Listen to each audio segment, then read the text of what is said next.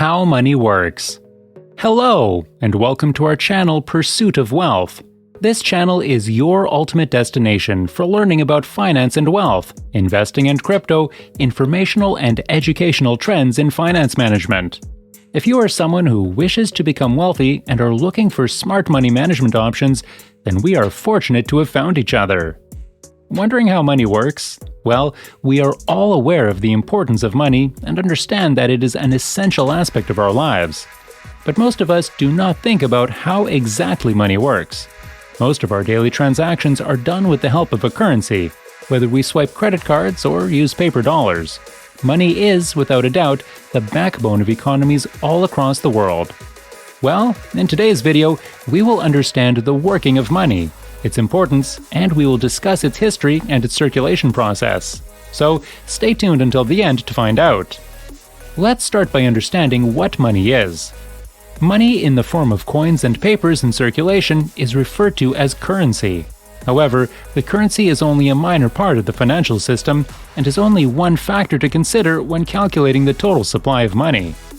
There is no doubt that recently, most money is in the form of credit money and electronic records maintained in a bank or financial institution systems. However, the currency remains the backbone of daily transactions, and it is this that we shall focus on here. Money is anything that may be used to exchange services and goods of store value. Although you might be thinking about money in terms of real coins or printed cash, money can be any physical or virtual entity as long as people agree that it has worth. Generally, the transactions can be done at a quicker speed because the seller will have a flexible time to find a buyer to do their business. Well, the money must contain a numeraire, which is an advanced term used for the unit or simple unit of account in which goods are priced in a society. And, in the case of America, it's the dollar. People can exchange credit without using physical money after the unit of account has been established. In short, money serves as a store of value and a means of exchange. Money possesses worth internally because people want to value it. Although money and financial accounts have no internal value, since money becomes worthy when everyone is willing to use it. The physical coins and paper notes in circulation are also referred to as money. Well, a merchant can sell its products and can use this convenient method to pay all of their partners. Money also has many other advantages, like the compact size of dollars and coins. Bills make them convenient to transfer. Moreover, paper and coins also have the benefit of lasting for a long period, though it is not true in terms of all commodities. For instance, if farmers worked based on direct trade, they can just get some weeks before their assets spoil. But with money, they can collect and store their wealth. Importance of paper money. So, do you know why a $5 bill has value whereas another paper does not? It's straightforward. Money is a product and a medium of trade. It has a limited supply as a good, so there is a demand for it. People may use the money to buy the goods and services they need and want. Thus, there is a demand. In the end, commodities and services are what matter in the economy, and money is a means for people to obtain the goods and services they are looking for. They earn this kind of trade by working, which is a contractual exchange of one set of interests, labor, intellect, etc. Furthermore, because the inefficiencies of a completely barter economy, in which goods and services are exchanged for other commodities and services, are well known, money is unlikely to be substituted shortly. If one currency is to be changed by another type of currency, there will be a transition time during which you can exchange your old money for the new. It is exactly what happened in Europe when countries adopted the euro.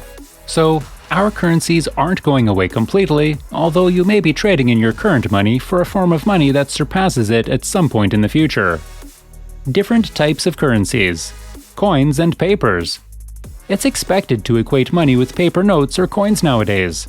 On the other hand, the currency has taken many shapes throughout history. But in recent times, some specific commodities became a traditional way of payment in some early societies. For that purpose, the Aztecs have even used cocoa beans instead of using goods to trade. Commodities have evident disadvantages in this sense. They can be difficult to transport from one location to another because of their sizes.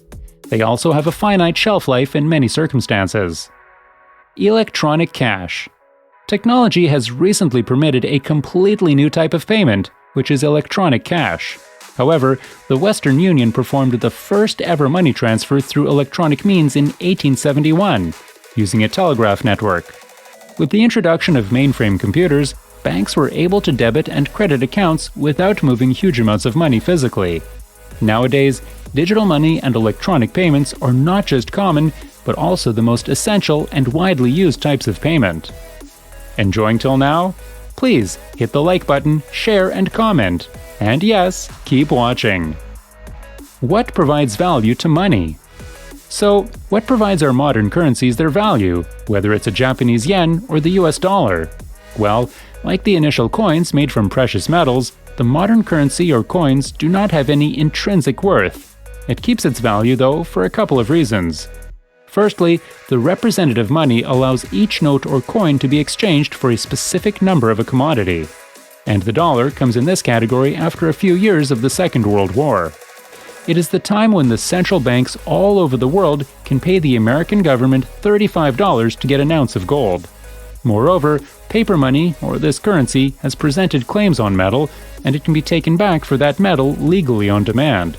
So, President Nixon canceled the deal with governments worldwide due to concerns about a possible run on America's gold supply. The dollar became what is called fiat money after leaving the gold standard. It means that the dollar holds its value just because people believe that the other parties will also accept the dollar. Well, many of the world's biggest currencies, including the British pound, the euro, and Japanese yen, lie under this category today. Furthermore, the value of fiat money is derived from public confidence in the ability of the government to collect taxes and levies. Exchange rate rules. The main objective of an exchange rate is to establish a perception of stability, which is especially important when a country's financial situation is less sophisticated than in other parts of the world. And the investors grab more confidence by understanding the exact number of pegged currencies if they want to acquire. On the other hand, fixed exchange rates played a role in several currency crises.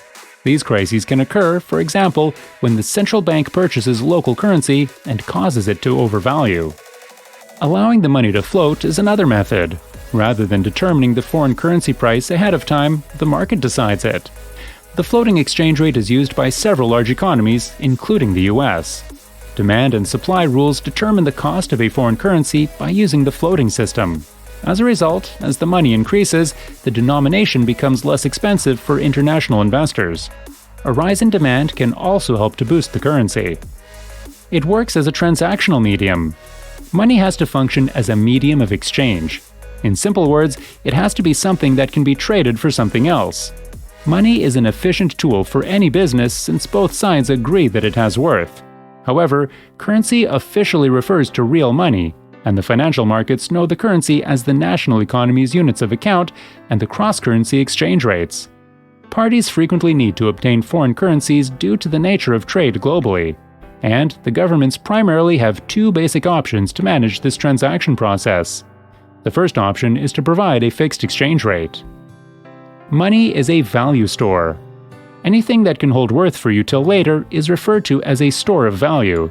If you sell something for money, you can keep the money in cash or put it in a bank account until you're ready to buy something. It contrasts with the barter system, in which items are exchanged immediately. No inherent value. Most modern money has no inherent value. Dollar bills can't be eaten, and a $100 account is not much different from a $20 statement. It's possible you won't use cash at all. Although other forms of money were advantageous in the past, this is true for modern currencies. Beaver hides, for example, may keep you warm in the winter, and gold is treasured for its aesthetics and industrial applications. The consequences of inflation on money. The majority of the world's large economies today utilize fiat currencies.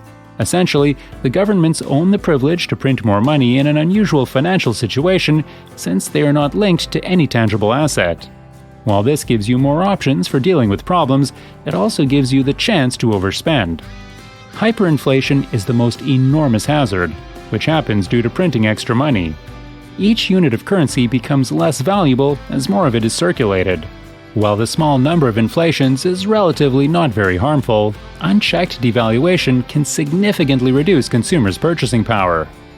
If annual inflation exceeds 5%, each person's savings will be worth 5% less than the previous year's funds, providing no significant interest is earned. Naturally, maintaining the same level of living becomes more difficult.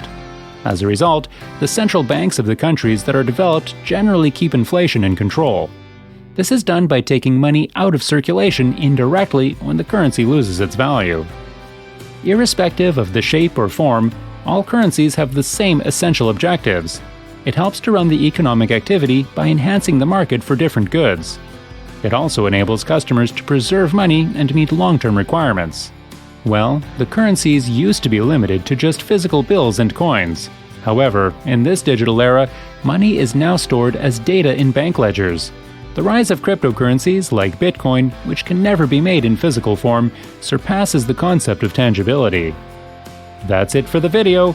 We hope you understand all the intrinsic details behind the working of money. Don't forget to ask your questions in the comments down below if you have any. Thank you guys for watching the video until the end. Please subscribe to the channel, like the video, and press the bell icon for more amazing content about wealth management and finance-related videos. Success is coming your way. Keep your doors open. See ya till the next time.